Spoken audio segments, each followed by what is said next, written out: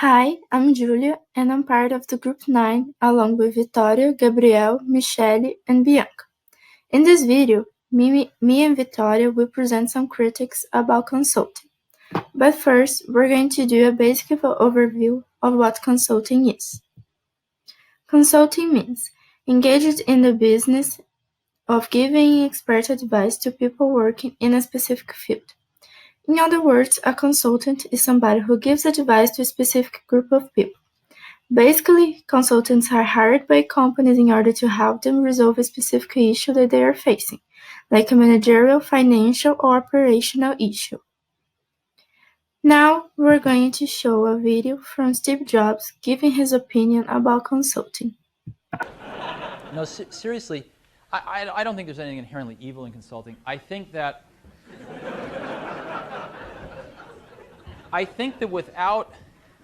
without owning something over an extended period of time, like a few years, where one has a chance to take responsibility for one's recommendations, where one has to see one's recommendations through all action stages and accumulate scar tissue for the mistakes and pick oneself up off the ground and dust oneself off,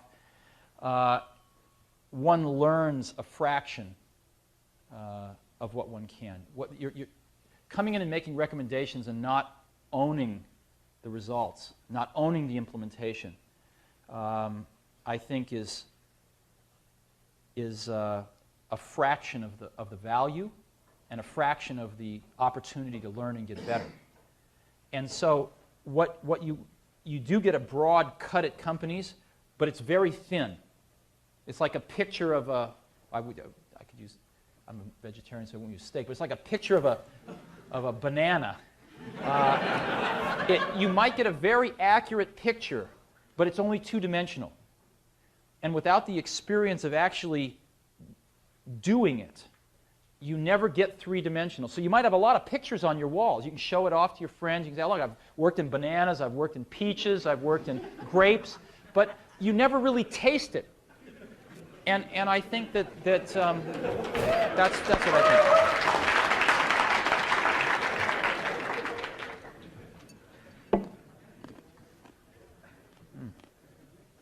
think. You're also a variable expense, and in hard times you find yourself. In the video, Steve Jobs says that in consulting you don't really feel the experience of creating a business or changing it, because you haven't gone through all the moments of difficulty and overcoming your creation. So the experience of a consultant in implementing something within a company is only superficial. And if you have someone to do something for you, like a consultant, you can learn from the process. Hello everyone, I'm Victoria and now I'm going to talk about a report by Harvard Business Review. This report identified 3 reasons why new consultants fail. The first one is reluctance to do low-paid brand building activities. So, any new consultants who may be used to the high-level corporate salaries they left behind are often reluctant to do the free or low-fee brand building work that's necessary in the early days. It's appropriate to turn down most free or low-paid work, but in the early days of your business, if it will lend you significant brand credibility, it may be worth it. The second reason is unwillingness to reach out to past contacts. For any new consultant, there is only one way to land early clients: your existing network. Outsiders will be hesitant to entrust their professional challenges to someone without a track record. But contacts who have known you previously in a different professional capacity are often willing to take a chance because they understand your talents will translate into a new realm. And yet, many new coaches and consultants, fearing rejection or feeling vulnerable about asking for business, hesitate to reach out to the people most likely to become their clients. Instead, they hold out the magical hope that new contacts will suddenly decide to hire them. It's understandable that new coaches or consultants don't want to come on too strong, but sending a personal low-pressure note goes a long way toward making your network aware of your new business, so you will at least be considered when they make referrals. The last reason is focusing on your interests rather than the client's needs.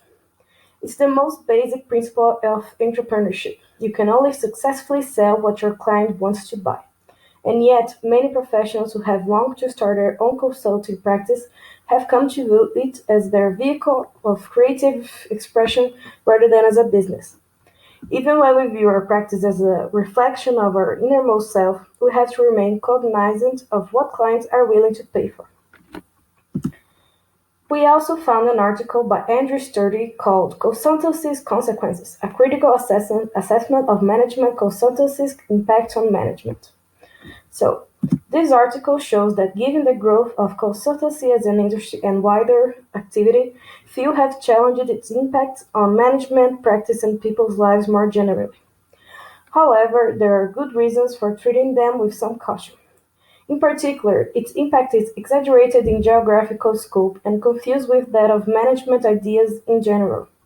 At the same time, recent changes in both the nature and status of management and of consultancy have rendered traditional boundary restrictions less tenable such that the scope and impact of consultancy may be even greater than it's typically assumed. Overall, its impact has been both understated and overstated. That's why the author defends for a more cautious and critical approach. He recognizes consultancy as an integral part of management, where its distinctive role lies more in its structural position and ambiguous visibility and accountability than its practices, skills, or occupational identity claims.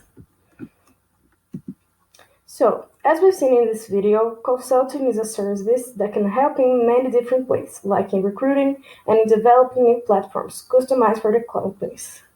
They can solve management, operational, or financial problems and develop strategies for the companies. So, to finish, I will give you some tips on consulting. The first thing is for companies that choose to hire a consulting service. You must be careful, alert, and have a very strong and open communication so then you establish your needs and be specific in your objectives. And if you are interested in working as a consultant, it is important to be open-minded and flexible. You must embrace the opportunities and be efficient in managing your previous network and doing what you have sold to the client. So, I hope you enjoyed this video. Please subscribe to the channel, like the video, and leave a comment or a question. Thanks everyone, see you soon.